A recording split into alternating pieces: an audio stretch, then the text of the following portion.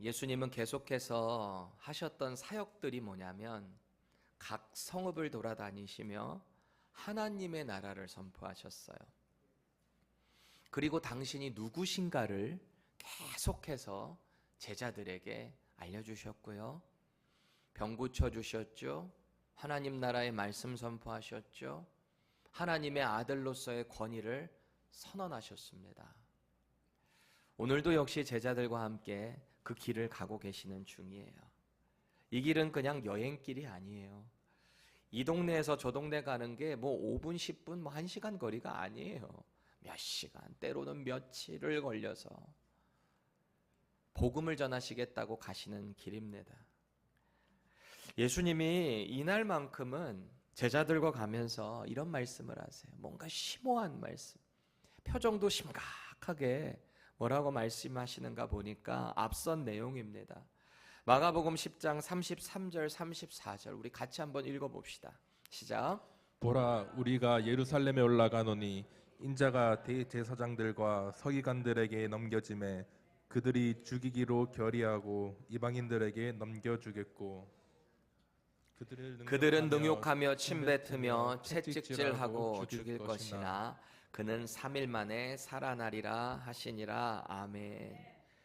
당신이 이 땅에 왜 오셨는가를 제자들에게 선명하게 말씀을 하고 계십니다. 사명이에요. 사명. 왜 오셨는가. 말씀하시는 예수님도 마음이 조금 가볍지는 않았을 것 같아요.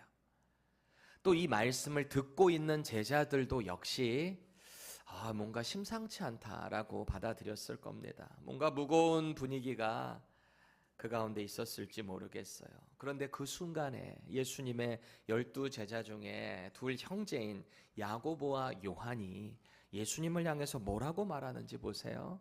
계속해서 마가복음 10장 37절입니다. 제가 읽겠습니다. 여짜오되 주의 영광 중에서 우리를 하나는 주의 우편에 하나는 좌편에 앉게 하여 주옵소서. 그래요. 우리를이 누구예요?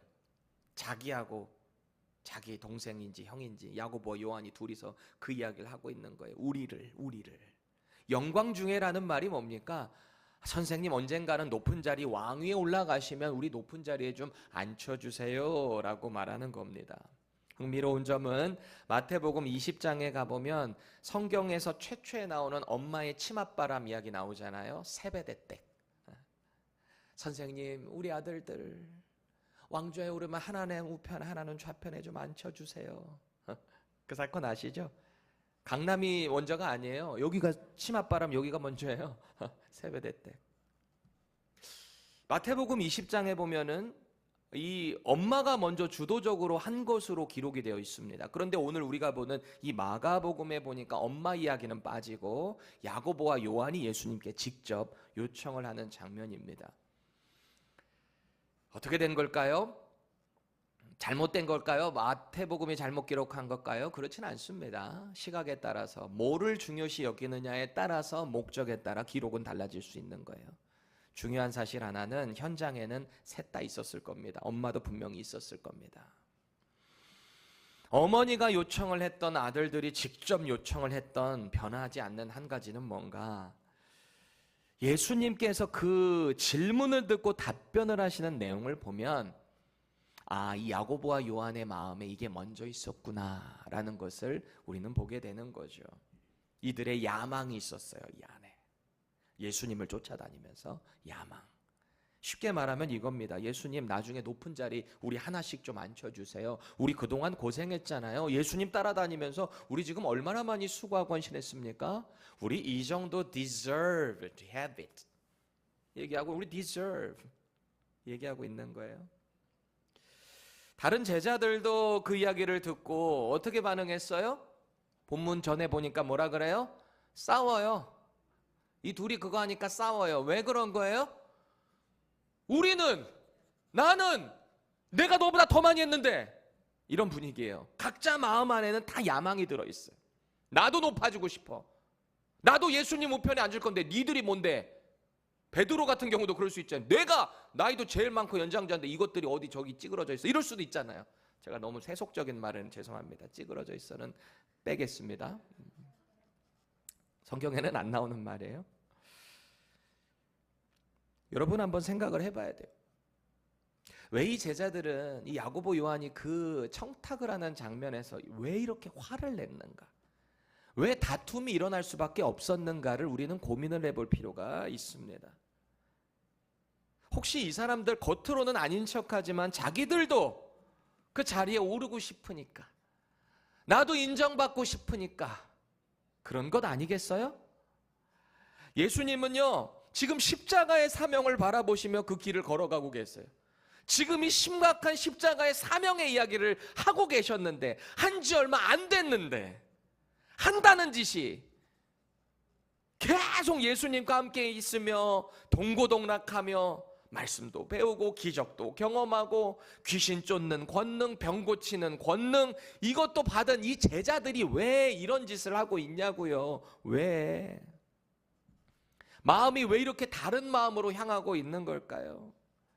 예수님은 자꾸 희생을 말씀하고 계시는데 제자들은 계속해서 세상에서의 성공, 세상에서의 안정감, 권력, 그것을 집중하고 있다라는 겁니다. 사실 우리도 뭐 크게 다르지 않지 않나요? 여러분은 아닌 척하지만 우리도 다 똑같거든요, 사실은. 그렇잖아요? 누군가는 예배 후에 주변을 살피고 물병을 누가 먹고 놓고 간 게 없나 그거를 다 주워서 나가는 사람들이 있어요. 누군가는 교회 어디가 이렇게 막 어지러져 있네, 이거를 정리하는 사람이 있어요. 누군가는 쓰레기통을 보며 이거를 내가 직접 비워야 되겠다, 이런 사람들이 있단 말이에요. 누군가는 시키지도 않았는데 밥 먹고 나서 부엌에 들어가서 막 설거지를 합니다. 당번이 있음에도 불구하고 막 설거지를 해요. 또 누군가는 아무 말도 없이 화장실 청소하는 사람들도 있고요. 누군가는 아무 말도 없이 매주마다 이 잔디를 깎는 사람도 있고요. 누군가는 지난 2년 동안 더운데도 저 미디어에서 땀 뻘뻘 흘리면서 PPT 만들고 통역하며 섬기는 사람들이 있어요. 드디어 AC가 설치됐습니다. 할렐루야. 근데 이제 떠나야 돼. 설치됐는데 이제 졸업해서 떠나야 돼. 참. 그 섬김이, 그 희생이 교회 공동체를 세웁니다. 이런 분들은 우리 눈에 잘 안 띄어요. 사실 저처럼 앞에 나와서 설교하고 목양하고 찬양팀 앞에서 하고 이런 사람들은 더 티가 많이 나요. 근데 이렇게 뒤에서 하는 사람들은 티가 안 나요. PPT 여러분 이거 보는 것도 그냥 나오는 거 아니에요. 봉사자들이 다 있는 거예요. 그거 일일이 다 만들며 누가 알아주지 않아요. 근데 왜 하는 거예요? 주님이 보신다라는 믿음을 가지고 하는 거 아니겠어요? 우리 안에 이걸 자꾸 점검해야 돼요. 내 안에 이런 마음이 있지는 않은가? 내가 더 사람들에게 인정받으려고 하는 마음. 누가 너 더 교회 안에서 영향력이 큰가? 자꾸 우리는 그런 세속적인 생각 가운데 잠겨 있지는 않냐라는 거예요. 여러분, 우리 안에 왜 자꾸 이런 마음이 드는 걸까요? 세상이 이런 구조에서 움직이고 있기 때문에 그래요. 세상이 이런 시스템 안에 있다고요. 세상은 계속 이런 말을 합니다. 무조건 다른 사람을 짓밟아야 네가 올라가. 그 사람을 네가 위에서 굴림해서 부려먹어야지 네가 인정받는 높이에 올라간 거야. 사람들에게 인정을 받아야만 성공한 인생이야. 이 세상은 그렇게 말을 합니다. 그런데 오늘 예수님 뭐라 그러시는 거예요? 여전히 그런 세상의 시선 가운데서 제자들에게 그러시는 거예요. 하나님의 나라의 원리는 그게 아니야. 오히려 반대야. 더 섬겨야 돼. 본문 43절 우리 함께 읽겠습니다. 시작. 그렇지 않을지니 너희 중에 누구든지 크고자 하는 자는 너희를 섬기는 자가 되고. 아멘. 지금 이렇게 다툼이 일어난 제자들의 현장에서 너네 왜 싸워? 더 너희들이 높아지려고 하는 거지? 그거 아니야. 높아지고 싶어? 더 섬겨. 그게 하나님의 나라의 원리야. 그러시는 거죠. 이 세상의 성공과 하나님의 나라의 그 위대함이 얼마나 다른가를 지금 예수님이 말씀하고 계십니다. 그래서 그 하나님의 나라의 중심에는 바로 뭐가 있냐? 섬김이 있어야 된다는 거예요. 또 다른 표현으로 하면 봉사가 있어야 된다라는 겁니다. 여러분, 봉사가 뭐예요? 내 시간과 내 수고와 내 마음, 내 물질, 뭔가를 헌신해서 누군가를 높여주거나 그를 편하게 해주거나 그에게 유익을 주는 것, 그게 봉사입니다. 그렇죠? 그래서 우리 미군 갔다 오신 분들에게 뭐라 그래요? Thank you for your service. 왜? 봉사한 거니까. Kenny, thank you for your service. Lou, thank you for your service. 여기는 그러시네. 여기 두 분이 현장에 다 계신 분 계시네요. 서비스, 봉사한 거잖아요. 받을 만한 거예요. 그러니 오늘 예수님이 저와 여러분들에게 말씀하시는 거예요. 더 많이 섬겨야 돼. 이 섬김보다 훨씬 더 큰 섬김이 우리 안에 있어야 돼 라는 겁니다. 교회 안에서 진짜 큰 사람이 누구냐? 많이 대접받는 사람이 아니라는 거죠. 많이 섬기는 사람이 교회 안에서 큰 사람이다. 계속해서 우리는 교회 생활의 8가지 에센스에 대해서 말씀을 나누고 있어요. 오늘이 벌써 6번째 시간입니다.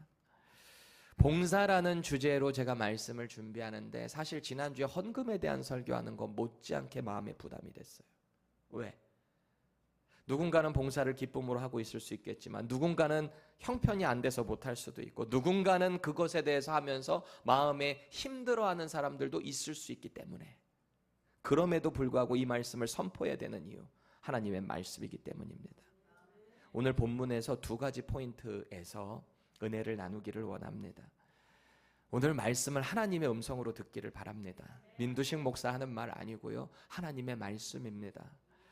말씀 가운데 행복하고 은혜가 넘치는 교회 생활을 해야 되겠다라는 결단이 지금 저와 여러분들에게 있기를 예수님의 이름으로 축원합니다. 첫 번째, 예수님은 모든 성도를 섬김의 자리로 부르셨어요. 모든 성도를. 42절, 44절까지 우리 같이 한번 또 읽겠습니다. 시작.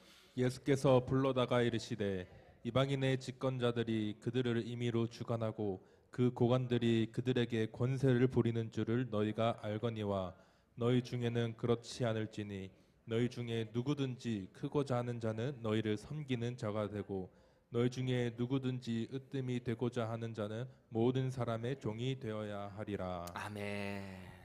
오늘 예수님이 그러신 거예요. 세상의 권세 그리고 교회 안에서의 그 섬김의 힘, 그게 어떻게 되는가를 이렇게 비교하잖아요. 대조하고 있으시잖아요.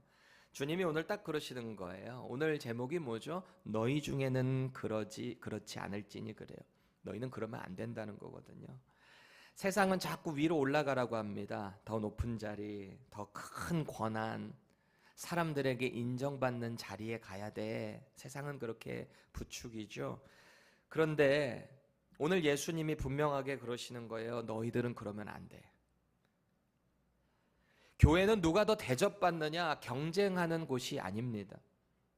누가 더 사랑으로 상대를, 교회를 섬기느냐 그것을 배우는 곳이에요. 여기는 세상이랑 다르다고요. 그럼 예수님은 43절에 보니까 누가 그거를 해야 된다는 거예요. 누가? 누구든지라고 합니다. 누구든지 일을 해야 된대요. 여기서 말하는 누구든지는 예수님을 구세주로 믿고 따르는 모든 자들, 그 사람들이 여기 다 포함되는 거예요. 예수님의 제자들, 구원받은 자들. 우리가 다 그렇게 봉사하고 섬겨야 된다. 서로를 높여야 한다라는 거죠. 여기 보니까 누구든지 어떤 자가 되라고 했어요? 43절에 섬기는 자가 되라 그러죠. 마지막 절에 보세요. 섬기는 자. 예수 믿으세요? 섬기는 자가 되세요. 지금 그 말을 하는 거거든요. 여기 섬기는 자로 번역된 이 헬라어 단어 디아코노스라고 하는 단어를 보십시오. 시중을 드는 사람이에요. 당시 로마의 치하에 있던 시중을 드는 사람들이 누구였겠습니까? 집안의 종들이겠죠. 여러분, 이 디아코노스라는 단어에서 영어 디컨이 온 겁니다. 집사. 이 단어는 원래 목사도 되고요, 선생도 되고요. 이게 다 종합을 해보세요. 목사, 종, 선생, 시중 드는 사람. 종합되는 한 가지의 컨셉이 뭘까요? 군림하는 게 아니라 다 밑에서 이렇게 서브하는 거예요. 서브한다는 거예요. 그러니 교회 안에서 목사, 집사, 선생들이 누군가를 섬기는 사람들이지 군림하는 사람이 아니다라는 겁니다. 물론 여러분들은 그렇다고 해서 저를 종부리듯이 부리라는 말이 아닙니다. 성경적으로 이해를 하셔야 돼요. 여러분은 성경적으로 말씀을 가르치는 자를 마땅히 존중할 자로 여겨야 합니다. 존경해야 합니다. 왜냐하면 하나님의 말씀을 대언하기 때문입니다. 물질적으로, 영적으로 기도해주며 섬기며 같이 그렇게 세워나가는 교회 공동체인 거예요. 저도 역시 여러분들을 섬기고 여러분들도 저를 섬기고 같이 섬기는 거예요. 그게 누구든지의 의미가 되는 거예요. 그렇게 섬기는 자가 서로 될 때 교회 공동체가 세워진다는 거예요. 언밸런스 하면 안 돼요. 심지어 44절 보세요. 예수님이 자신을 따르는 제자들에게 아까는 섬기는 자가 되라 그랬어요. 디아코노스 그랬는데 이번엔 뭐라고 합니까? 종이 되라고 합니다. 종. 여기서 말하는 종, 헬라어 단어는 둘로스입니다. 둘로스. 그냥 말 그대로 slave라는 뜻입니다. 노예, 수행원. 예수님이 제자들 보고 너희들 노예가 되어라.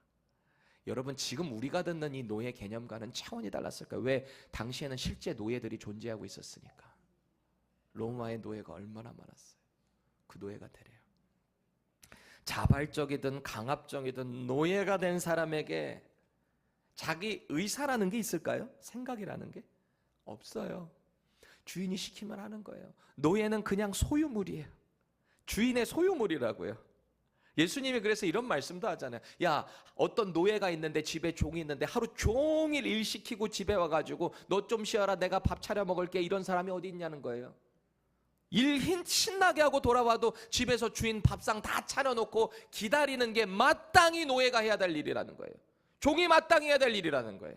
오늘 예수님이 그래요. 우리 보고 종이 되라, 노예가 되라. 누군가는 그럴 수 있습니다. 아니 교회 안에서 리더십들만 섬기면 되지 어떻게 우리가 노예처럼 그렇게 살아갑니까? 여기서 예수님이 말씀하시는 디아코노스 그리고 둘로스 이 둘 다 예수 믿고 구원받은 자, 예수님의 제자, 하나님의 자녀, 그리스도의 종 다 똑같은 컨셉이잖아요. 뭐가 다른 게 아니라고요. 예수님의 제자세요? 하나님의 자녀세요. 하나님의 자녀세요? 그리스도의 일꾼이세요. 성도세요.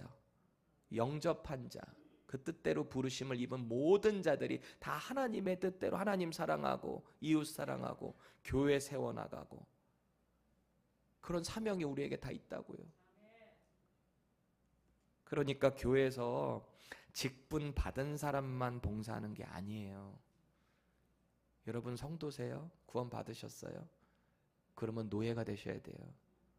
누구의 노예예요? 그리스도의 노예. 교회의 노예가 아니에요.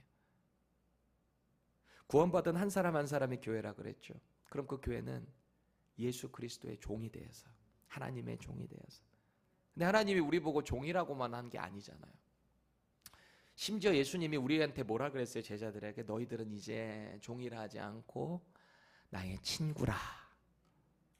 왜 친구라 그럽니까? 맘먹으라고 하는 거예요, 예수님하고? 종은 주인의 뜻을 알지 못해요. 그냥 시키는 대로 할 뿐이에요. 그런데 친구는 주인의 뜻이 뭔지를 다 알잖아요. 우리는 성경을 통해 하나님 아버지의 뜻이 어디 있는지 다 알고 있잖아요. 예수님과 동행하며 우리는 어떻게 살아야 되는지 다 알고 있잖아요. 그래서 우리는 하나님의 친구처럼 돼버린 거예요. 동역자가 됐다라는 거예요. 할렐루야. 놀랍지 않습니까? 그러니 모든 교회들은 섬기는 자리로 부르셨다라는 거예요. 이걸 동의하셔야 돼요. 이거는 목사님, 전도사님들, 교회 재직들만 하는 거지. 목자들만 하는 거지. No way. 구원 받으셨어요? 섬기셔야 돼요. 교회는 몸만 왔다 갔다 하는 곳이 아니에요. 함께 몸을 움직이며 유기적인 공동체가 되어서 그리스도의 몸을 자꾸 세워 나가야 되는 거예요. 전도하고 선교하고 말씀 배우고 찬양하고 기도하고 봉사하고 그 안에서 하나님의 나라의 기쁨이 우리 교회 공동체 안에 자꾸 누려져야 한다라는 겁니다. 고린도전서 12장 27절 같이 한번 읽어볼까요? 시작. 너희는 그리스도의 몸이요 지체의 각 부분이라. 아멘. 지체라고 그랬잖아요. one body라고요. body. 지체라고요. 새끼손가락 이거 좀 뭐 쓸데도 없는데 조그만 거 보이지도 않는 거 이거 그냥 잘라버려. 이런 사람 있어요? 없어요. 지체예요.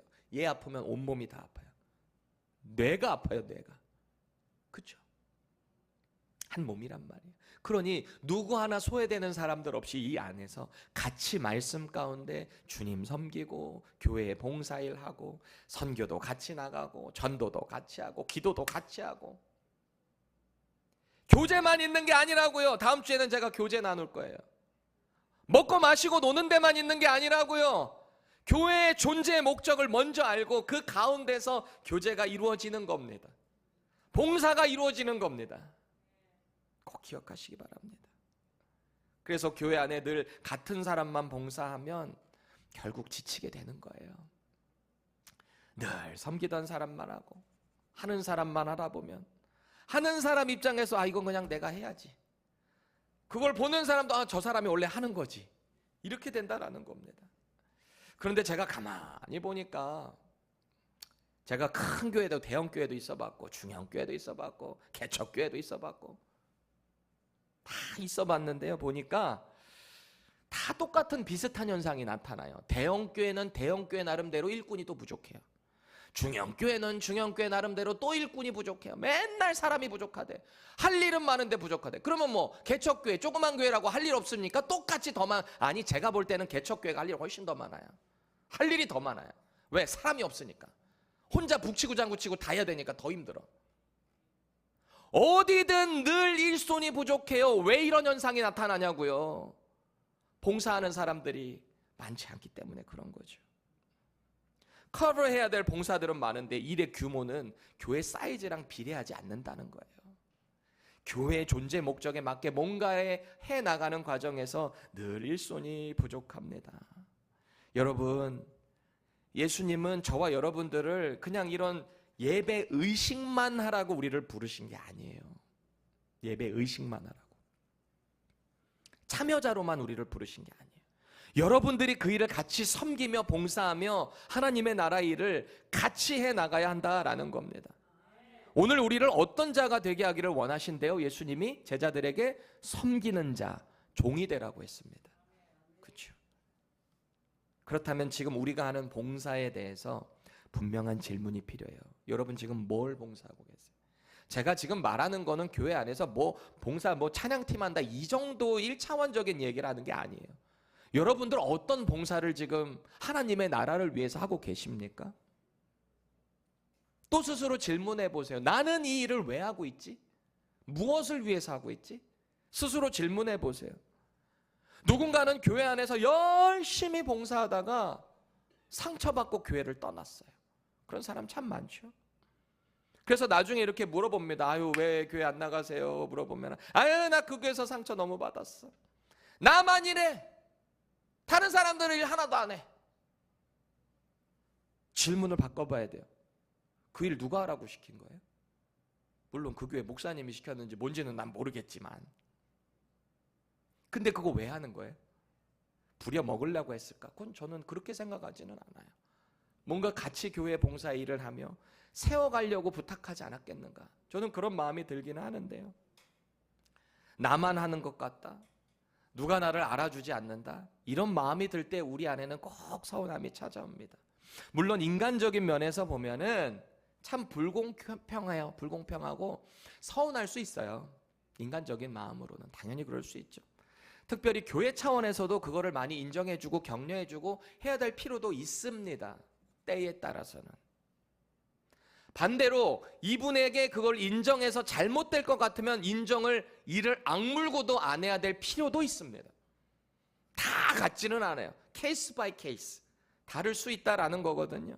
그럼에도 불구하고 원론적인 얘기로 들릴지도 모르겠어요. 우리는 이 질문에 분명한 성경적인 답변을 가져야 돼요. 왜 봉사하세요? 그거 왜 하는 겁니까? 성경적으로 이것에 대한 근거를 갖고 있어야 한다라는 거예요. 우리가 성경적인 삶 얘기하는데 여러분 우리의 모든 인생의 일거수일투족 모든 상황들이 다 하나님의 말씀 아래 있어요. 빠져나가는 게 하나도 없다고요. 내가 고민하고 있는 게 성경에 없는 게 하나도 없다고요. 정말이에요. 성령 하나님을 의지하며 말씀을 읽고 기도하는 가운데 여러분의 고민을 여기다 쏟아놔 보세요. 성령이 반드시 지어주세요. 답변 주신단 말이에요. 서운해하고 있는 뭔가가 있으세요? 그러면 말씀 가운데, 기도 가운데 하나님께 여쭤보세요. 그 가운데 정말 기도해보고, 그럼 내가 봉사하는 게 너무 지쳐서 지금 탈진이 왔으니 내려놓아야 된다. 그럼 내려놓으시면 돼요. 정말로요. 내려놓으셔도 돼요. 그럼 내려놓으시고 교회를 떠나라는 얘기가 아니야. 더 예배자리 안으로 들어오셔야 돼요. 더 말씀의 은혜를 채우기 안으로 들어와야 한다라는 겁니다. 예수님은 우리의 봉사 섬김에 대한 분명한 지침을 주셨어요.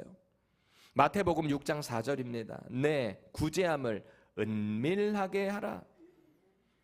구제도 봉사잖아요. 우리 지난 시간 배웠잖아요. 섬김, 구제, 마음을 같이 모아서 돕는 거잖아요. 교제하는 거라 그랬잖아요. 디아코니아, 사역, 미니스트리라고도 그랬잖아요. 분명한 지침을 이렇게 주셨어요. 내 구제함을 은밀하게 해라.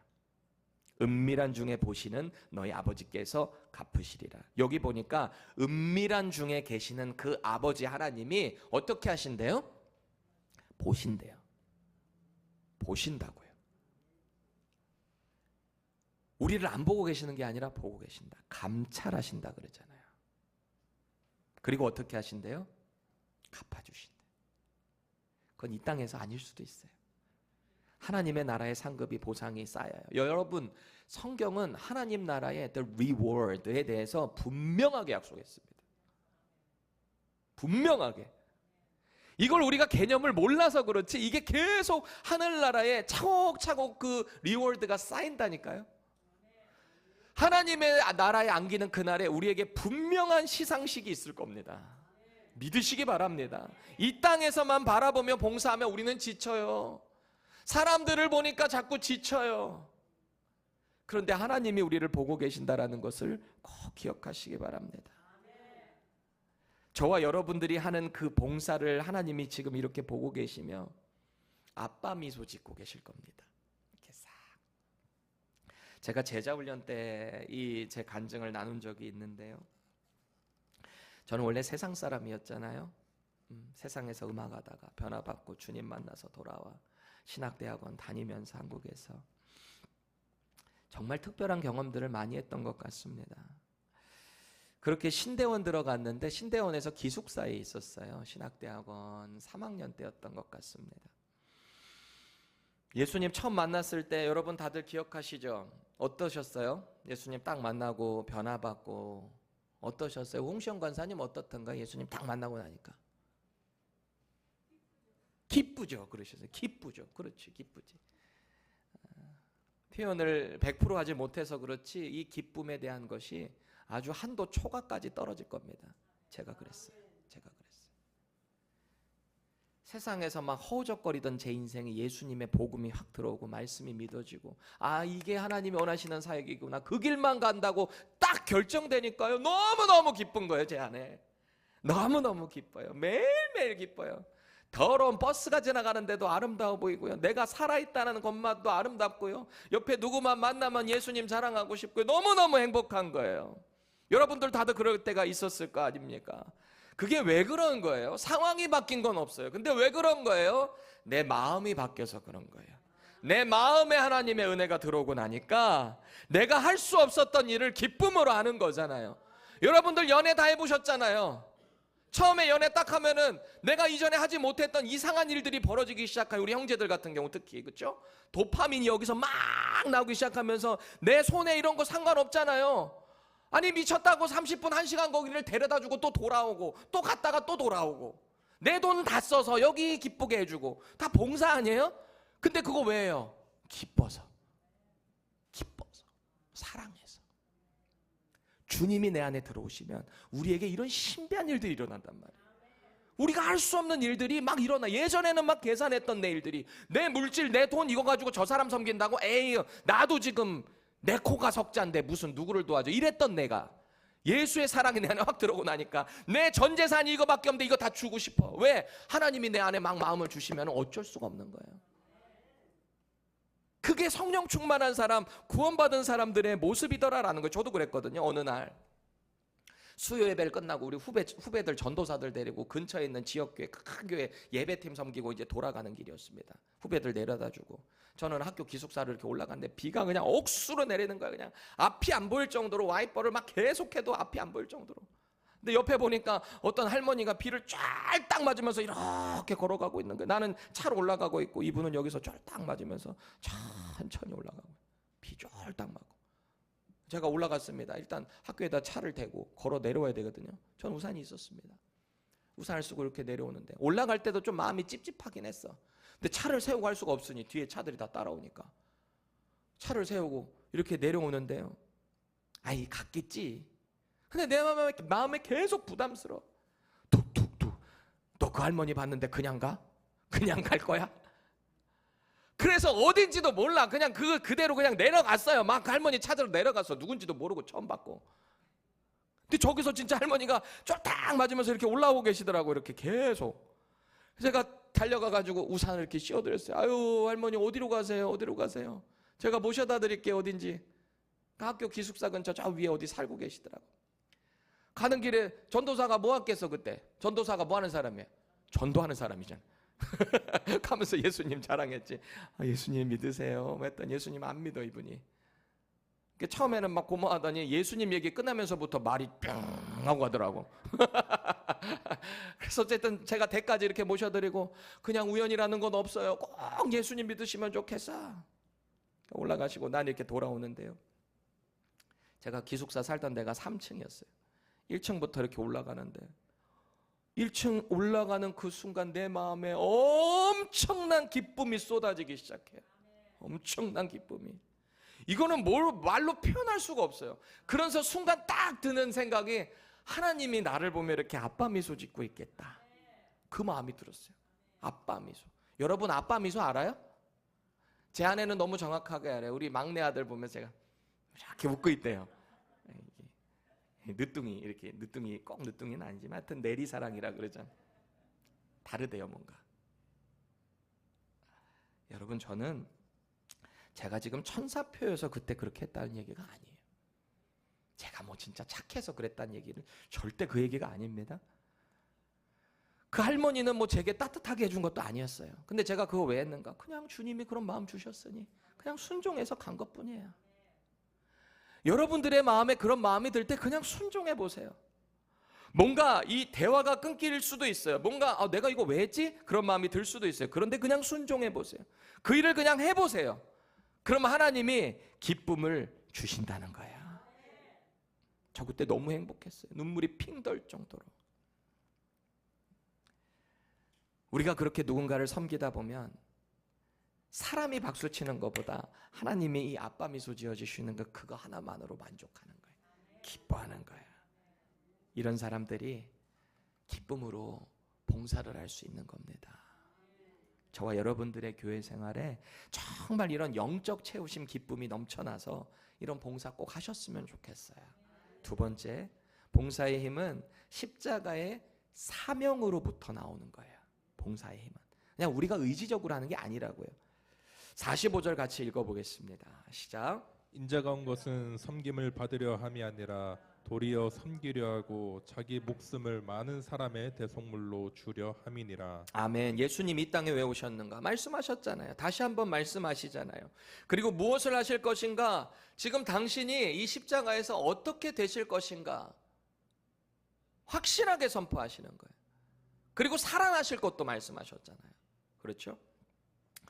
예수님은 하나님의 아들이세요. 애초부터 예수님은 찬양을 받으셔야 되는 분이에요. 섬김을 받으셔야 되는 분이에요. 그 지극히 높으신 하나님의 아들이 이 땅에 왜 내려오셨냐고요. 왜 그 예수님께서 병든 자들, 부정한 자들, 문둥병 걸린 자들 가까이 가지도 않아요. 나는 부정하다, 나는 부정하다. 왜 그렇게 해요? 가까이 오지 말라는 거예요. 너도 부정해지니까 오지 말라는 율법의 명령입니다. 근데 왜 그렇게 하는 거예요? 섬기는 거예요. 남들이 다 소외하고 있는 그 죄인들 옆으로 가셔요. 그리고 그들과 함께 계세요. 그들의 친구가 되어주셨다. 심지어는 제자들의 노예들이나 할 법한 발을 씻겨주셨어요. 발을 무릎 꿇고. 그렇죠? 그리고 뭐라 그러셨어요? 너희들이 나를 선생이라고 하지 내가 너희들에게 그렇게 했으니까 너희들도 그렇게 해야 돼. 너희들도 섬겨야 돼. 그리고 이 봉사의 가장 결정체가 뭐예요? 예수님의 봉사의 결정체. 십자가에서 당신의 생명을 우리에게 내어주셨어요. 이거보다 더 큰 섬김이 어디 있어요? 이거보다 더 큰 봉사가 어디 있어요? 예수님이 우리를 위해 그걸 하셨다는 겁니다. 여러분, 예수님의 이 섬김이라는 것은 이 뭔가 행사 때문에 반짝한 게 아니란 말이에요. 그의 인생 전체가 다 이 봉사 섬김에 연결되어 있었다라는 거예요. 그래서 이 봉사는 저와 여러분들이 교회 이 건물 안에서만 하는 게 아닙니다. 우리의 삶의 모든 영역에서 이 봉사를 해야 돼요. 예수님이 그렇게 살으셨기 때문에. 이 봉사 다시 한번 말씀드립니다. 내가 의지적으로 한다고 되는 게 아니에요. 내가 이것을 왜 하는가에 대한 분명한 모티베이션이 우리 안에 있어야 돼요. 동기부여가. 내가 이거 왜 하지? 내가 이 사람 왜 섬기지? 내가 이 손해를 왜 봐야 하지? 예수님의 복음을 위해. 우리도 그렇게 해야 된다는 겁니다. 집에서 가족을 위해서 하는 것도 다 희생이에요. 봉사예요. 얘들아 알았지? 봉사야, 희생이야. 너희들도 나중에 꼭 그렇게 해야 돼. 여러분, 직장에서 옆 사람 도와주고 힘든 사람들의 편이 되어주고 왜 그러는 거예요? 그것도 봉사예요. 내가 크리스천이기 때문에, 내가 예수님의 제자이기 때문에 그렇게 하는 겁니다. 내 주변에 지친 사람들 이야기 들어주는 것도 봉사예요. 그렇죠?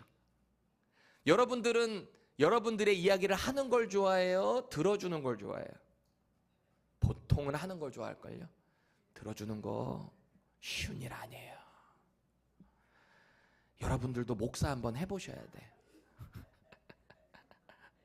이게 신앙상담 해주고 이게 쉬운 일이 아니에요. 여러분들도 옆 사람들에게 자꾸 그렇게 상담도 해주고 자꾸 가르치려고 마저 들어주고, 가르치는 거는 말씀으로만. 그리고 또 말씀이라고 해서 내가 무조건 이 사람을 찔르라는 얘기가 아니에요. 여러분들의 예수님의 사랑을 가지고 말씀을 두렵고 떨림으로 나누셔야지. 야, 여기 말씀해 보니까 이렇게 돼 있던데 너 왜 자꾸 그렇게 사냐? 이거는 검입니다. 찔른 겁니다. 그럼 그 사람이 뭐라고 할까요? 뭐 여러분들의 삶에 따라 다르게 반응할 수 있겠죠? 너 말씀이 이렇게 됐는데 왜 이렇게 살아? 그러면 그 사람이 너나 똑바로 살아. 그럼 여러분이 똑바로 못 산 거지. 근데 여러분이 정말 거룩하게 살면서 그런 말을 하면 상대가 어떨까요? 눈물을 뚝뚝 흘릴 겁니다. 아, 내가 잘못 살았구나. 그런 사람들이 되기를 바랍니다. 도움이 필요한 사람에게 내가 먼저 손을 내미는 거, 그것도 봉사예요. 이거 다 왜 하냐는 거예요. 복음을 위해. 마음의 이 모티베이션 자체를 하나님의 나라, 이 복음을 위한 것으로 일단 세팅을 하시고, 그 다음에 하는 우리의 삶의 행동들이 이렇게 봉사로 드러나잖아요. 하나님 아빠 미소 짓고 계신다니까요. 우리 교회 간호사들이 참 많은데, 또 간호사 준비하는 우리 청년들이 많은데요. 제가 예전에 봤던 글인데 이게 참 제 인상에 남아가지고 예전부터 메모를 해놨어요. 이거 나중에 언제 한번 예화로 적용될 설교가 있으면 해봐야 되겠다. 그렇게 하기까지 2년 반이 걸렸네요. 제가 2년 반 전에 해놓은 게 요게 딱 요걸 꺼내야 되겠다. 제 폰에 보면은 예화 이런 거 쫙 제가 미리 다 있으면은 다 저장해 놓거든요. 이야기를 좀 들려드리려고 그래요. 어떤 간호사가 암병동에서 야간 근무를 하고 있습니다. 우리 간호사들 야간 근무하면 되게 피곤하잖아요. 쉽지 않죠. 새벽 4시쯤 됐는데 요 4시가 진짜 힘든 시간이거든요. 날 쫙 새고 4시. 이 환자로부터 비상벨이 삐 울린 거예요. 이거 새벽 4시니까 막 뛰어갔을 거 아니에요. 큰일 나죠. 암병동이니까 또. 딱 뛰어갔더니 이 할아버지 환자가 간호사한테 사과 하나를 탁 내밀면서 이거 좀 까줘. 그런 새벽 4시에 이거 좀 까줘. 간호사가 좀 어이가 없기도 하고 솔직히 좀 짜증이 난 거지. 새벽 4시는 뭐 거의 끝나려면 또 그래도 몇 시간 더 남았고 피곤하기도 하고. 그래서 할아버지 큰일 난 줄 알았잖아요. 뭐 사과 깎아달라고 이 시간에 그걸 누르셨어요. 옆에 할머니도 있는데 간호사를 부르니까. 근데 할머니 옆에서 주무시고 계셨거든. 암 환자가 또 말기 환자가 부탁한 거니 안 들어줄 수도 없고 그래가지고 대충 이렇게 사과 반 잘라가지고 여기 있어요 이러고 나가려고 하니까 할아버지가 그래요. 아유 간호사 이거 좀만 좀 더 예쁘게 잘라주면 안 돼? 여기 좀 더 예쁘게 막 그러는 거예요. 계속 요청을 하니까 뭐 짜증나기도 하고 또 할아버지니까 또 안 해줄 수도 없고 그냥 야 막 이렇게 해가지고 하고 그냥 어쨌든 뛰쳐나왔어요. 해드리고 며칠 뒤에 할아버지가 돌아가셨어요. 장례를 다 치른 후에 그 할머니가 이 간호사를 찾아옵니다. 그래서 이렇게 말해요. 간호사님, 며칠 전에 제 남편이 새벽에 간호사님한테 황당한 부탁했죠. 사과 깎아달라고. 사실은 제가 사과를 좋아해요. 그런데 원래 그날이 제 생일이었고 우리 결혼기념일이었어요. 그래서 이 양반이 손에 힘이 없으니까 간호사님 불편한 거 알면서도 그거 부탁한 거예요. 저 사실 옆에서 자는 척 했어요. 남편 민망해 할까 봐. 근데 간호사님 혹시 거절할까 봐 내가 얼마나 마음을 졸였는지 몰라요. 그런데 고마워요. 끝까지 깎아줘서 내 남편의 소원 들어줘서 고마워요. 그랬대요. 우리는 누군가를 향해서 사명감이든 뭐든 간에 이렇게 뭔가 봉사를 오래 하다 보면은 짜증나고 지칠 때가 있어요. 굳이 왜 내가 이런 것까지 해야 되나? 왜 나만 해야 되나? 우리 그럴 때 있거든요. 이제 도저히 못하겠습니다. 나 저 사람 때문에 도저히 상처받아서 못하겠습니다. 우리 이럴 때 있거든요. 또 계속 똑같은 일만 하다 보면은 드라이해져요. 그래서 내 마음에 여유가 없어지고 예민해지다 보니까 자꾸 이렇게 찔러. 자꾸 불만이 많아져. 그게 나를 정당하게 만드는 것처럼 생각될 때가 있어요. 교회 생활에서 봉사가 중요한 건 알아. 그러니까 뭔가를 하기는 해야 될 것 같아요. 근데 그 마음의 모티베이션 자체가 하나님의 나라, 이 복음에 대한 것에 세팅이 안 돼 있다 보니까 자꾸 작은 것 하나에 상처받고 마음이 어려워진다라는 거예요. 처음에는 의욕적으로 했지만 이걸 지속하기가 어려워. 이게 바로 우리가 흔히 말하는 burnout이라고 합니다. burn이 뭐야? 타버리는 거예요. 타버려서 나가버리는 거예요. 처음에 땔감이 있을 때는 막 태워버려. 근데 이 활활활 타다가 땔감이 사라지면 그때부터 죽어들어 버리기 시작하는 거죠. 무기력한 상태. 오늘 예수님이 때때로 지칠 때 누군가를 섬기며 회의감이 들 때 그 근원이 뭐로부터 와야 되는가? 45절 다시 보세요. 이게 다 사실은 우리가 하나님의 자녀로 봉사하며 섬기며 신앙생활하는 우리 제자들을 향한 도전이잖아요. 자기 목숨을 많은 사람의 대속물로 주기 위해 누가 오셨다고요? 예수님이. 저와 여러분들은 예수님의 제자입니다. 제자는 뭐라고 이야기했어요? 스승의 가르침을 받고 그분의 삶을 모방해내는 자, 그게 제자입니다. 우리의 스승이신 영원한 선생이신 예수 그리스도께서 그 대속물로 주기 위해 완전한 봉사의 삶을 살아내셨어요. 그러면 저도 여러분도 그런 봉사의 삶을 살아내야 하는 겁니다. 그 목적이 어디로 가야 돼요? 생명을 살리기 위해 당신의 목숨을 저버린 그 예수님처럼 저와 여러분들도 이 구원에 대한 분명한 사명감을 가지고 그 일을 해야 된다는 거예요. 작은 거 하나라도. 예수님이 인류 구원이라는 분명한 사명을 갖고 계셨기 때문에 그 고난의 길을 걸어가신 거예요. 억울해도, 누명을 써도, 상처받아도, 고통스러워도 묵묵히 그 사명을 걸어가셨거든요. 그럼 저와 여러분들은요? 우리도 마찬가지죠. 예수님이 걸어가신 그 길을 예수님 손잡고 같이 가는 거예요. 예수님이 너희들만 열심히 해라 나중에 보자 이러시지 않았죠. 하늘나라로 승천하시며 제자들에게 뭐라 그러셨죠? 그 전에 내가 세상 끝날까지 너희와 항상 함께 있으리라.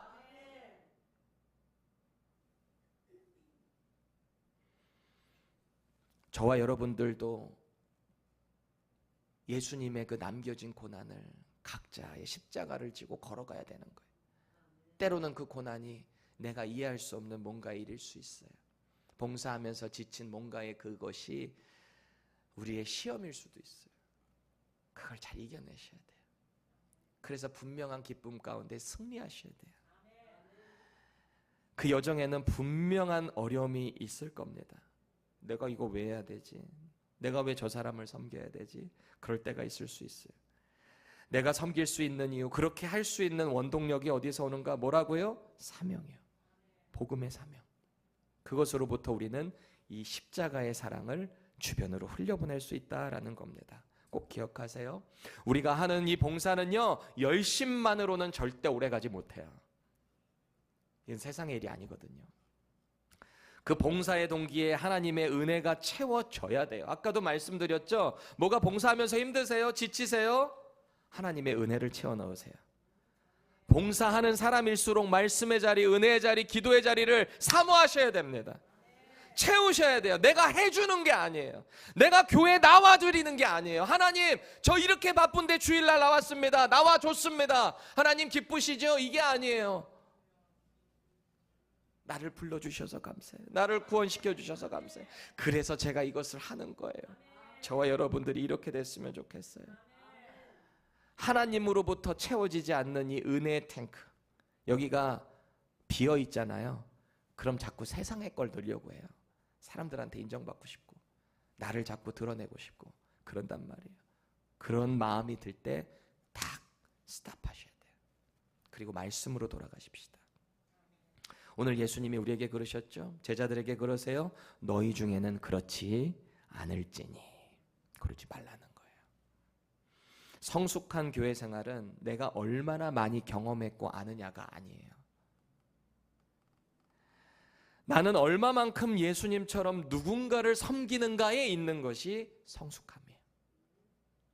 얼마만큼 누군가를 높여주고 얼마만큼 나를 통해서 이 사역이 빛나고 있는가, 이게 성숙한 사람이란 말입니다. 나는 드러나지 않더라도 상대를 높여줄 수 있는 그 믿음의 여유, 믿음의 넉넉함, 그것이 저와 여러분들에게 있기를 바랍니다.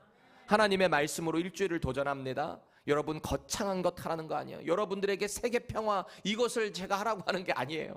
작은 것, 교회에서, 여러분의 집에서, 생활의 터전에서 아무도 안 보는 자리, 그 자리에서 하세요. 아무도 안 봐도 우리 아버지는 보고 계신다 그랬어요. 그리고 분명히 갚아주신다고 약속하셨습니다.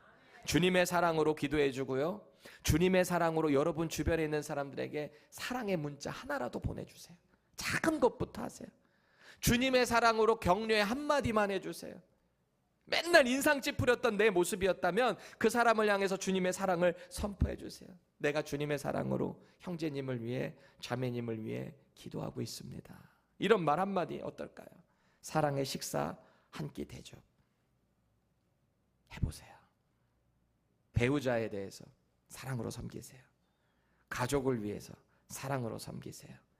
그 작은 행동 하나하나가 세상과는 분명히 다른 봉사의 시작이 될 것입니다. 그리고 그 봉사를 통한 기쁨을 여러분 누리시잖아요. 그 기쁨을 가슴 깊이 새기세요. 깊이 기억하세요. 그때부터 우리의 봉사는 회복될 거예요. 그리고 그 봉사를 통해서 우리의 살아있는 교회 생활이 분명하게 부흥될 줄 믿습니다.